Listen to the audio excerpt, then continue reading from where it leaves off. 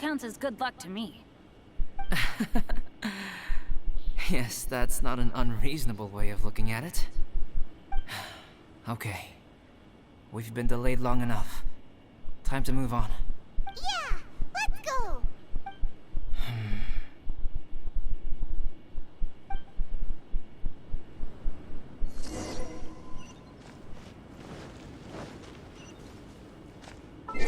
Okay. Bruh. Where is it? Okay, here it is.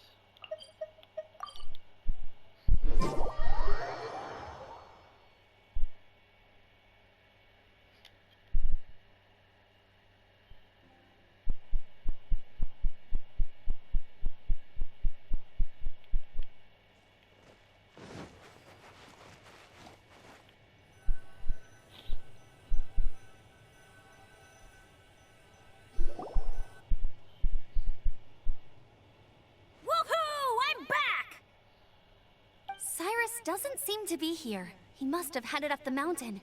Let's wait for him here. Amber, are you feeling better? Yep, all good now. Nothing to worry about. I don't know what I'd do without you guys. If not for you, I'd probably still be locked up in that cage. I really want to thank you all properly, but I can't think how at the moment. Huh? You must be pretty used to being on the receiving end of people's kindness by now, though, surely. You probably need it often enough, given your... situation.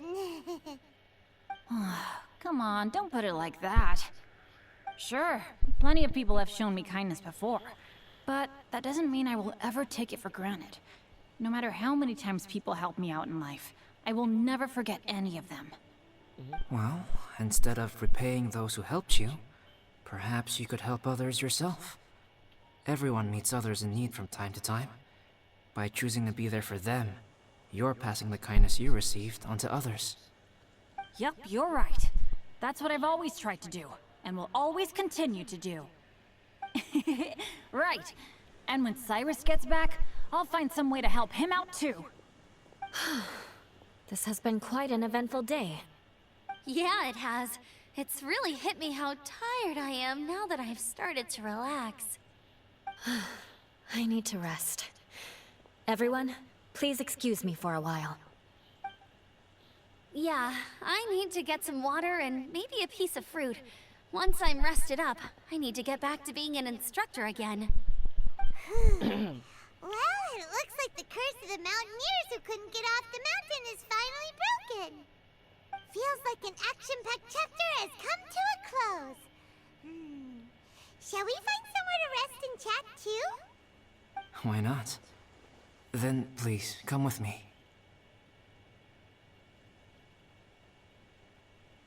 You sensed something too, didn't you? Then let's go. Huh? Are you going back to your camp again? Paimon thought maybe we could talk here. Okay. Might as well come with you. Good. Shall we set off right away? Let's go.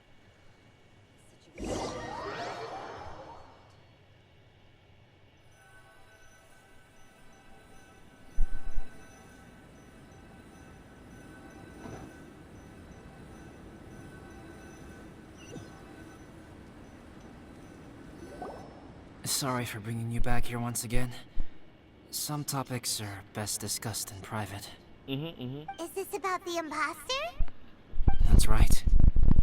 I have to say, Traveler, I'm very surprised you noticed the difference between me and the imposter. Yes, this mark. Perhaps it's where it all began.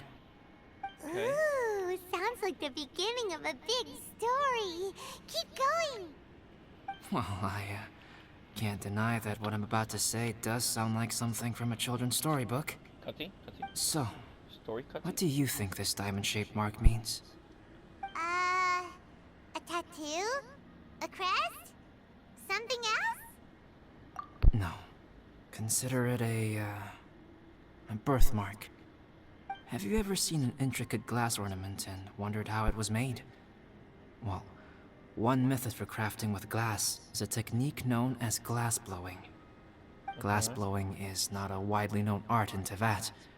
For this reason, glassware made in this way is usually very expensive. As the name implies, glass blowing involves blowing air into a hole, much like blowing up a balloon. This type of glassware is known for having a pontal mark at the point where the blowpipe was inserted, where the hole was sealed at the very end. This mark is a sign that the item was crafted by a human hand. Sounds kind of amazing. It is a wondrous and beautiful art form. Alice says that these marks are seen as proof of the maker's fine handiwork, the only flaw in an otherwise perfect work of art. My mark is something similar to this. The difference between synthetic and natural life lies in the directional flow of the life force. The energy of a natural life form flows out from within. That's why flower buds bloom and curled leaves unfold. And it's the very reason we watch in wonder at blossoming flowers. Creating life artificially, on the other hand, involves, to a certain extent, the introduction of an external source of energy into the embryonic life form. When the hole where the life force was infused is sealed at the end, it leaves a mark not dissimilar to the pontal mark in blown glasswares. The alchemical substance drips and spreads out in all directions, resulting in this rather ingenious diamond shape. Wow. So that's where it came from. This mark is a sign of my artificial origins, and proof of my imperfection as a human. I presume that the impostor intentionally avoided replicating this mark, so as not to become less than perfect himself.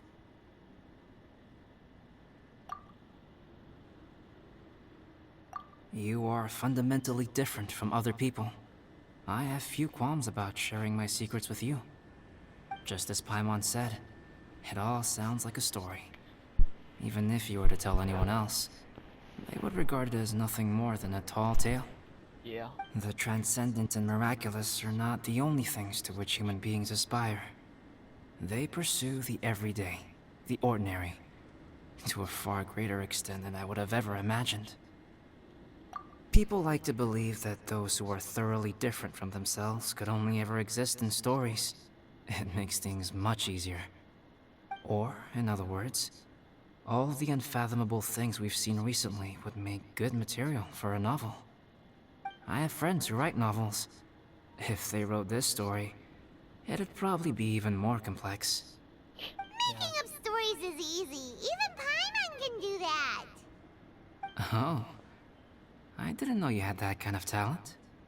Paimon's the best guide in Teyvat. Making up stories is a piece of cake. In that case, how about we have a storytelling contest? We can base our stories on the events of the last few days. Sounds great. But we still have to help out the Adventurers Guild. I understand. Creativity is something that cannot be rushed. Take your time, and come back when you have found some inspiration. We'll see whose story is more compelling. Deal! Okay, we'll regroup with the Adventurers Guild for now. Sure. I.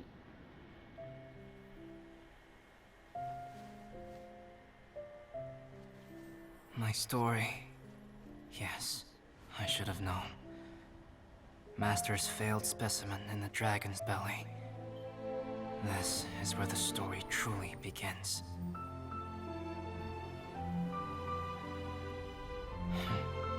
If we switched places, if you were the survivor, then as the abandoned experiment, the failure of the primordial human project, I'd want to replace you too. I would replicate your appearance, study your alchemy, and create miraculous life forms to divert your attention. I would wait for the right moment, then dispose of you in the Traveler, the sole person to have known your secret. And then, I could finally experience the joy of being brought into the world. Wait, what?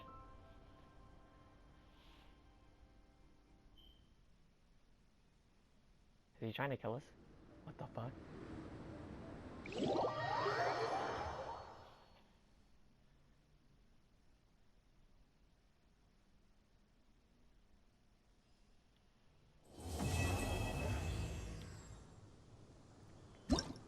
Well, okay.